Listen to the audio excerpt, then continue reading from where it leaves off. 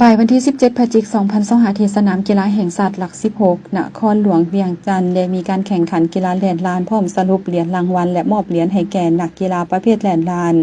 ได้มีการแข่งขันสำเร็จในงานมหกรรมกีฬาแห่งชาติครั้งที่ 12 นครหลวงเวียงจันทน์เกม 2025 สำหรับแข่งสวรรณเขตนักกีฬาแล่นลานลงชิง 2 รายการสุดท้ายของงานมีชิงเหรียญคำ 4x400 เมตรหญิงและชายแล่นและลาน 4x400 เมตรหญิงญาติได้เพียงเหรียญทอง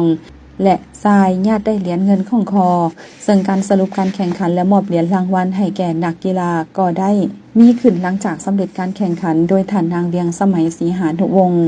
ตั้งหน้าคณะนำกีฬาจากแขวงสวรรณเขตเข้าร่วมงานแข่งขันกีฬาแห่งชาติครั้งที่ 12 นครหลวงเวียงจันทน์เกม 2025 นี้ได้เข้าร่วมมอบเหรียญรางวัลร่วมกับการนำกีฬาจากแขวงนครและกระทรวงอ้อมข้างให้แก่นักกีฬาสรุปการแล่นลานของแขวงสวรรณเขตญาติได้6เหรียญคำจากเต้นยาวยิงแกว่งจานยิงอย่าง 5,000 เมตรยิงแล่น 4x100 เมตรยิง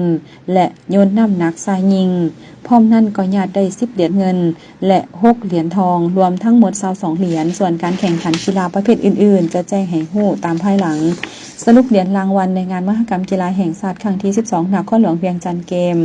2025 ในวันที่ 17 พฤศจิกายนอันดับที่ 1 เป็นของนครหลวงเวียงจันทน์เจ้าภาพรวมมี30เหรียญคำ24เหรียญเงิน47เหรียญทองรวม101เหรียญ